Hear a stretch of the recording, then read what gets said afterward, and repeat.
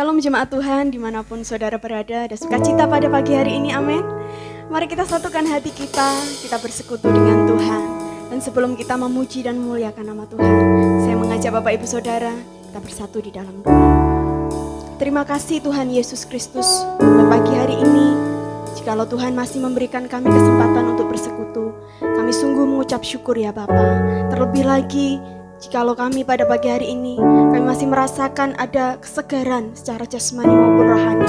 Kami mengucap syukur ya Tuhan, karena kami banyak sekali mendapati di luar sana orang-orang yang masih pada saat ini sakit. Dan kami ada pada kondisi yang baik, kami mengucap syukur. Biarlah Tuhan hidup kami senantiasa memuliakan Tuhan dan berdampak bagi kemuliaan Tuhan. Terlebih kami dapat membantu setiap orang, menyenangkan setiap orang, membuat hati mereka sukacita lebih lagi ya Tuhan. Terlebih mereka yang saat ini mungkin sedang bersusah hati. Terima kasih Allah, terima kasih hadirat-Mu memenuhi setiap kami yang ada di rumah kami masing-masing, mungkin ada di pekerjaan kami masing-masing. Biarlah Tuhan penuhi setiap kami. Kami rindu Tuhan mengenal Engkau lebih lagi. Jadi dalam nama Yesus kami serahkan ibadah kami dari awal pertengahan hingga akhirnya. Haleluya. Amin.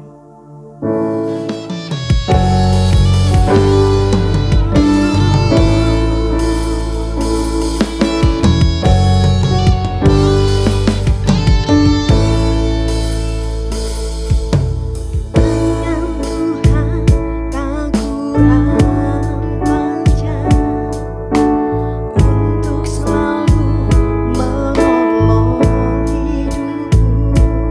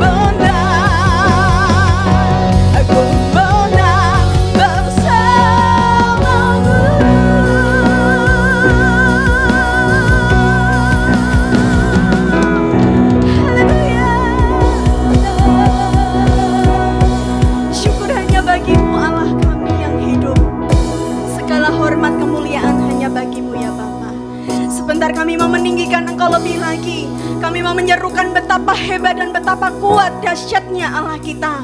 Allah yang ajaib, besar namamu ditinggikan, kekal selama-lamanya. Jadi dalam nama Yesus kami berseru, haleluya, amin.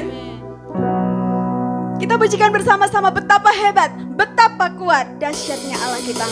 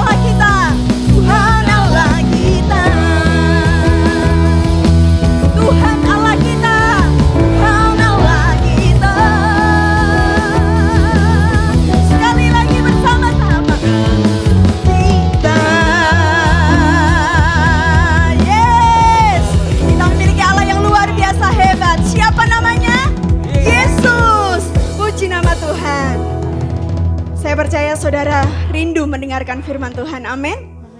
Mari kita satukan hati kita lebih lagi. Kita mau mendengarkan firman Tuhan. Biarlah firman Tuhan sungguh-sungguh memberkati setiap hidup kita.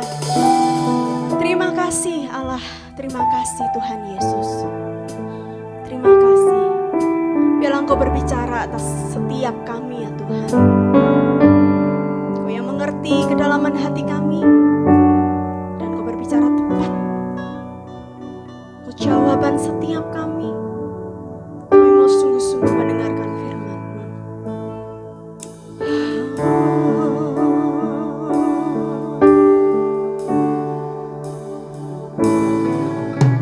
Sungguh besar setiamu, Kau nyatakan bagiku. Kau Bapa yang selalu mengerti. Kau Bapa yang selalu mengerti isi hatiku. Kemuliaan-Mu Kau janjikan. Aku tetap percaya, ku percaya janji-Mu ajaib terbukti dalam kehidupanku.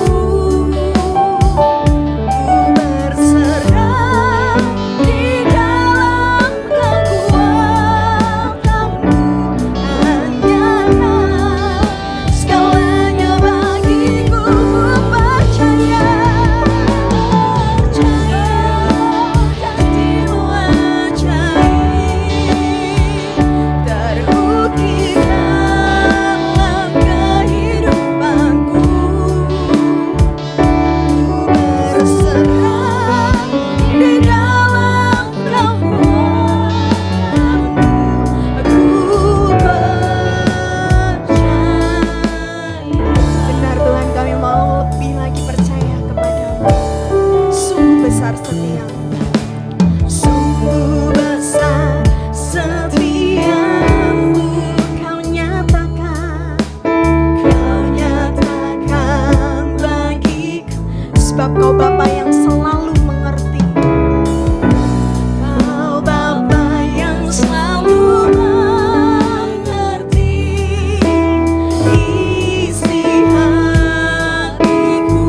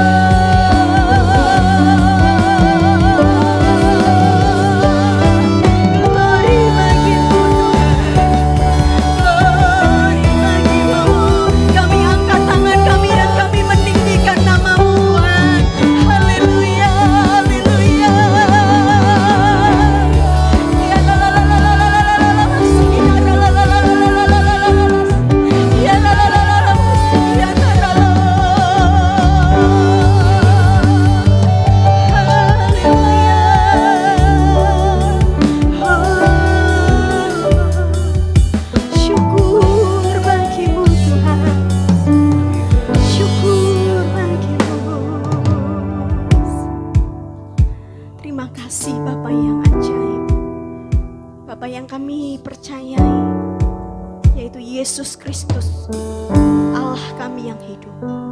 Terima kasih buat hadirat Tuhan. Terima kasih buat kehadiran Tuhan di tengah-tengah kami. Kami percaya kehadiran-Mu membuat kelegaan di dalam setiap hati kami. Jadi dalam nama Yesus, kami mau terus mempercayai Engkau ya Allah. Sekalipun seringkali kami belum melihat, kami belum mengerti, tapi biarlah Tuhan, Kau menuntun kami untuk terus mempercayai Engkau lebih lagi. Jadi dalam nama Yesus kami siap mendengarkan firman. Jemaat Tuhan yang terkasih, sama-sama dengan saya katakan, amin.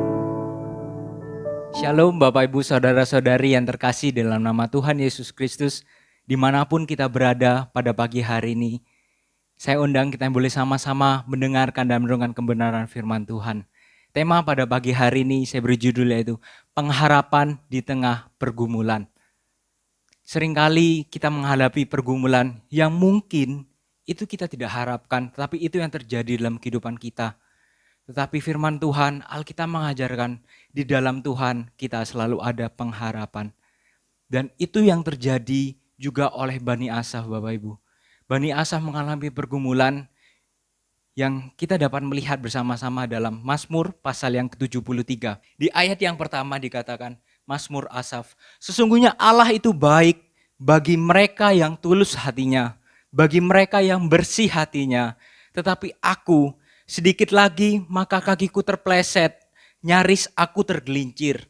Sebab aku cemburu kepada pembual-pembual kalau aku melihat kemujuran orang-orang fasik. Ayat yang keempat, sebab kesakitan tidak ada pada mereka, sehat dan gemuk tubuh mereka. Mereka tidak mengalami kesusahan manusia dan mereka tidak kena tulah seperti orang lain. Bani Asaf pun mengalami pergumulan ya Bapak Ibu. Bagaimana dia ketika dia telah bersungguh-sungguh kepada Tuhan, dia melayani Tuhan. Kalau kita melihat dalam perjanjian lama, Bani Asaf itu adalah kumpulan orang-orang yang dipercayai oleh raja. Mereka yang melayani pujian dalam ibadah. Bani Asaf yang menyanyi-nyanyi. Bani Asaf pun sebagai paduan suara di dalam bait Allah. Setia kepada Tuhan dalam melayani Tuhan. Dia menghadapi pergumulan, yaitu dia iri. Dia melihat orang-orang fasik, orang-orang yang tidak mencintai Tuhan. Justru mengapa mereka lebih gemuk, mereka lebih sehat, hidup mereka lebih nyaman. Dan yang kedua, di ayat 13, ketekunan keagamaan yang sia-sia. Kerohaniannya mereka merasa kering. Apa yang telah dilakukan sia-sia. Tetapi kita melihat bahwa ada pengharapan di dalam Tuhan. Yang pertama, yaitu memperoleh jawaban di dalam Tuhan. Ayat ke-17 sampai ayat yang ke-20 saya membacakan bagi kita semua. Sampai aku masuk ke dalam tempat kudus Allah dan memperhatikan kesudahan mereka. Sesungguhnya di tempat-tempat licin kau taruh mereka, kau jatuhkan mereka sehingga hancur. Betapa binasa mereka dalam sekejap mata, lenyap, habis oleh karena kedahsyatan. Yang pertama, di tengah pergumulan yang Asaf alami, Asaf mendapatkan jawaban di dalam Tuhan. Ketika dia datang kepada Tuhan, dia membawa pergumulannya yang begitu berat. Dia datang kepada Tuhan, dia memperoleh jawaban di dalam Tuhan Bapak Ibu. Apapun pergumulan kita pada pagi hari ini, mari kita mau datang kepada Tuhan. Percayalah dia Allah yang setia, Allah yang tidak pernah meninggalkan hidup kita, dan Allah yang sanggup membela kehidupan kita Bapak Ibu. Yang pertama, dia sanggup memberikan jawaban. Kita patut bersyukur, kita punya kitab suci kebenaran Alkitab yang telah diwahyukan oleh Tuhan menjawab setiap jawaban pergumulan kehidupan kita. Sekalipun jawaban-jawaban itu mungkin itu yang tidak menyukakan kedagingan kita.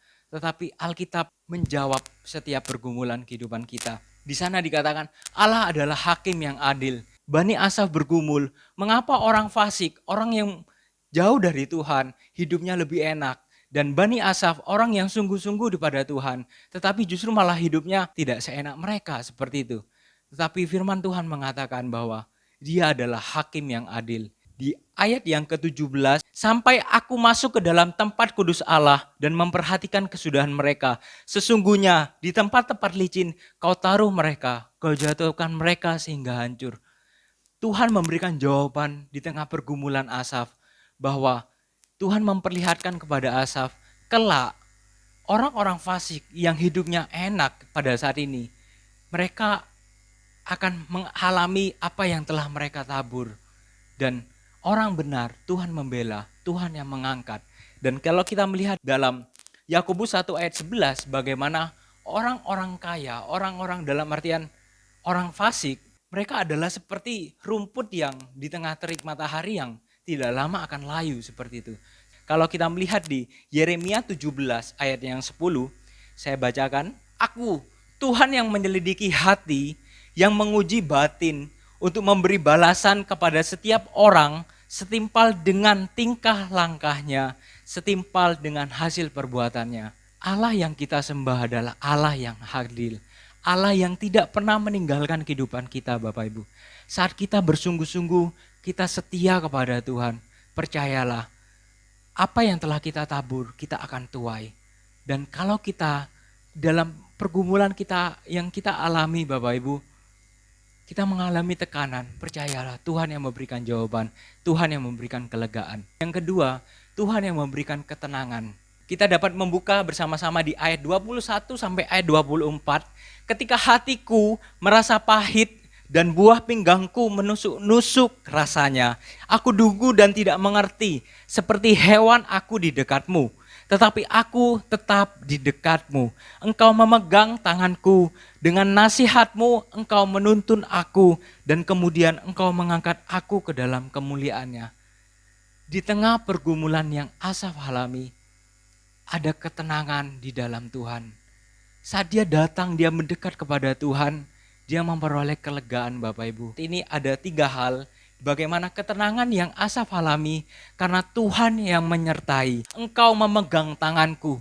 Allah yang kita sembah, Allah yang kita tinggikan, dia Allah yang dekat dalam kehidupan kita Bapak Ibu. Dikatakan engkau memegang tanganku. Tuhan tidak pernah meninggalkan kehidupan kita. Penyertaan Tuhan. Dan yang kedua, dengan nasihatmu engkau menuntun aku. Bagaimana Tuhan yang menegur, Tuhan yang menasihati Bani Asaf dan kehidupan kita. Tuhan menyertai, Tuhan yang memimpin kehidupan kita.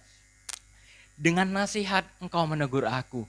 Terkadang kalau kita melihat nasihat, mungkin tidak hanya tentang pujian, tetapi saat kita salah pun Tuhan yang memberikan nasihat. Saat kita berjalan bukan di koridornya Tuhan, bukan dalam rencananya Tuhan. Tuhan yang menasihati kita untuk kita kembali kepada jalan kebenaran Bapak Ibu. Oleh karena itu dikatakan Tuhan yang menegur aku. Dalam Yesaya 59 ayat pertama sampai ayat kedua. Sesungguhnya tangan Tuhan tidak kurang panjang untuk menyelamatkan dan pendengarannya tidak kurang tajam untuk mendengar. Tetapi yang merupakan pemisah antara kamu dan Allahmu ialah segala kejahatanmu. Dan yang membuat dia menyembunyikan diri terhadap kamu sehingga ia tidak mendengar ialah segala dosamu. Kebenaran firman Tuhan pada pagi hari mengingatkan kita bersama-sama bahwa Tuhan tidak pernah meninggalkan kehidupan kita. Dia Allah yang selalu menyertai kehidupan kita. Di tengah pergumulan seberat apapun kita, ada Tuhan yang selalu ada. Tetapi terkadang mengapa seakan kita bertanya-tanya, di mana Tuhan? Di mana pertolongan Tuhan? Seakan-akan kita berjalan sendiri dengan kekuatan kita sendiri Bapak Ibu. Ternyata dalam Yesaya 59 ayat pertama sampai ayat kedua menegaskan ternyata pemisah kita, pemisah relasi kita dengan Tuhan adalah dosa kita. Segala kejahatan yang tidak berkenan di hadapan Tuhan yang membuat kita semakin jauh kepada Tuhan. Bukan Tuhan yang menjauh, tetapi kehidupan kita karena dosa-dosa kita, kita yang menjauh dari hadapan Tuhan. Oleh karena itu Tuhan menyertai kehidupan kita, Tuhan juga menegur. Tuhan menasihati Bani Asaf bagaimana pemikiran dia selama ini salah. Ternyata mengikut Tuhan itu bukan berarti fokusnya menjadi kepada berkat-berkat. Saat kita fokus kepada berkat-berkat, kita setia kepada Tuhan, kita beribadah, bahkan kita melayani supaya kita diberkati Bapak Ibu. Apa bedanya dengan orang-orang di dunia yang hanya berbuat baik untuk mencari keuntungan mereka sendiri seperti itu. Tetapi firman Tuhan mengingatkan kita bersama-sama. Saat kita mengikut Tuhan, kita setia kepada Tuhan. Fokus kita bukan lagi berkat yang Tuhan berikan, tetapi pribadi Allah itu sendiri. Yang dia telah mati, dia telah memberikan hidupnya bagi kehidupan kita, memberikan kemenangan bagi kehidupan kita. Oleh karena itu, ketika Bani Asaf datang kepada Tuhan, dia mendapatkan ketenangan. Karena dia telah dinasihati, pemikirannya selama ini salah. Dan dia memiliki pemahaman yang baru. Bani Asa memperoleh jawaban di dalam Tuhan. Dan yang kedua, Bani Asa mendapatkan ketenangan di dalam Tuhan. Dan pengharapan pergumulan yang ketiga yang Bani Asaf yang dapatkan, yaitu Bani Asaf mendapatkan kesukaan, memperoleh kesukaan di dalam Tuhan. Saya membacakan di ayat yang ke-25 sampai ayat 28. Siapa gerangan ada padaku di surga selain engkau? Selain engkau tidak ada yang kuingini di bumi. Sekalipun dagingku dan hatiku habis lenyap, gunung batuku dan bagianku tetaplah Allah selama-lamanya. Ayat 27, sebab sesungguhnya siapa yang jauh daripadamu akan binasa. Kau binasakan semua orang yang berzinah dengan meninggalkan engkau. Ayat 28, tetapi aku suka dengan dekat pada Allah. Aku menaruh tempat pengharapan perlindunganku pada Tuhan Allah supaya dapat menceritakan segala pekerjaannya.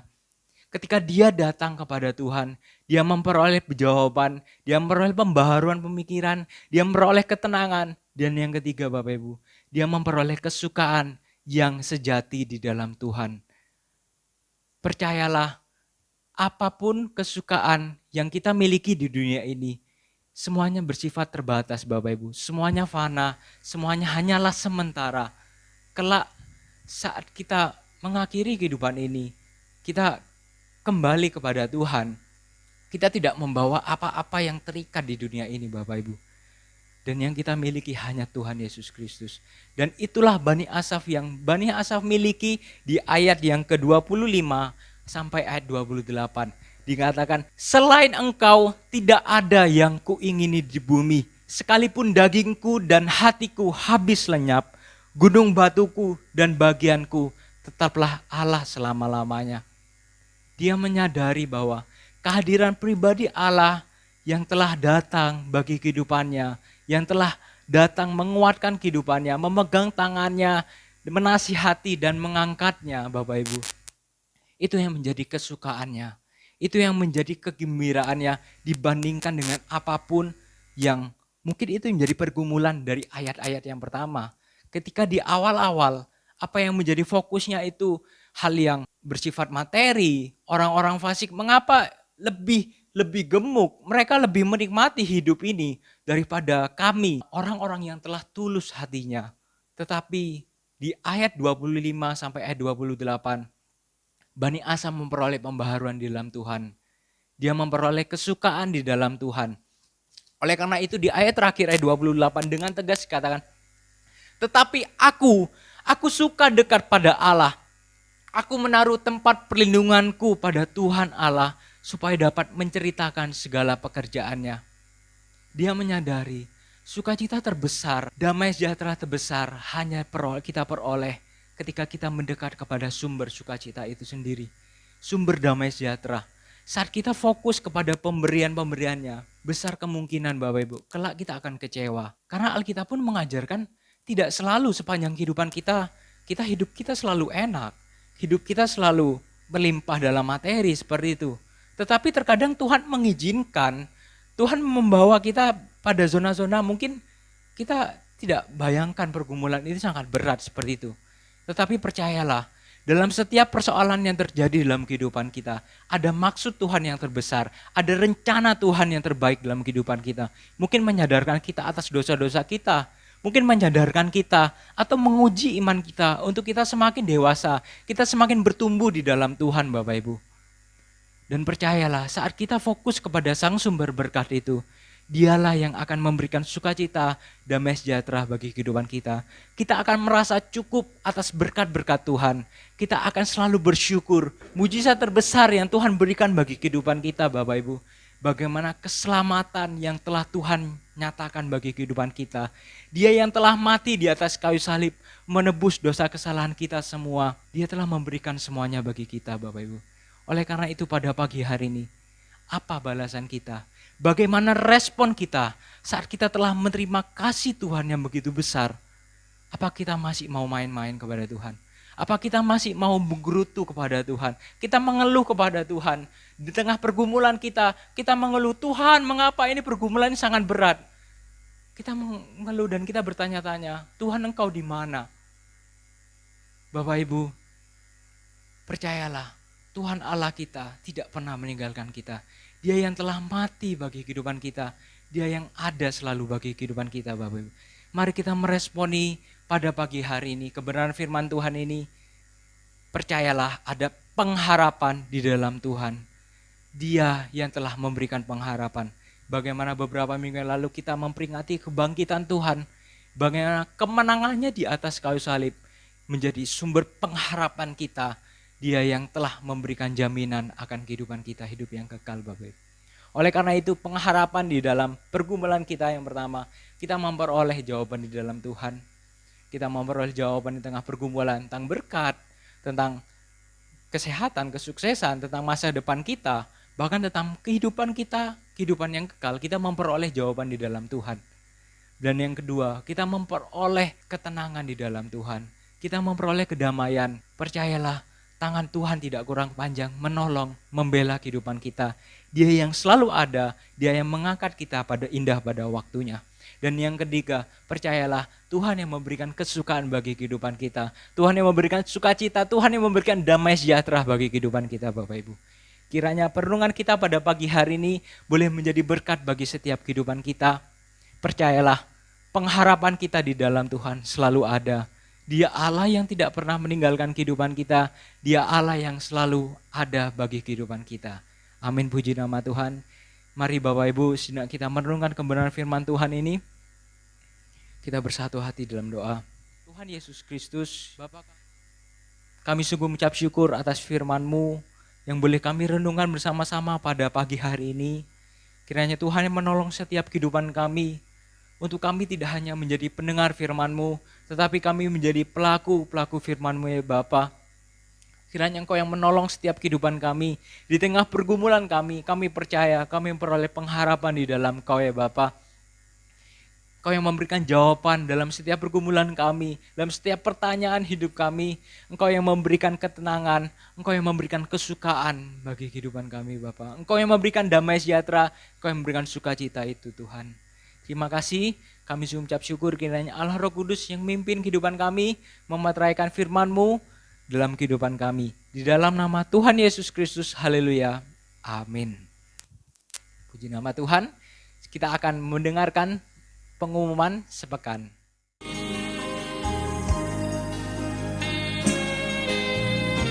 Shalom jemaat Tuhan dikasihi oleh Tuhan. Pada pagi hari ini saya akan menyampaikan pengumuman dari gereja kita GPPS Siloam. Yang pertama, semua kegiatan gereja ibadah tengah minggu diliburkan sampai mulai kondusif dari wabah COVID-19. Yang kedua, jemaat dapat mengikuti ibadah umum pada tanggal 17 Mei 2020 secara online di YouTube Siloam Channel. Yang ketiga, bagi jemaat yang tergerak untuk memberikan persembahan, yaitu persembahan ibadah, pembangunan, dan persembahan persepuluhan. Atas nama GPPS Siloam, Bank Mastion, dengan nomor rekening 1096 04 66 31.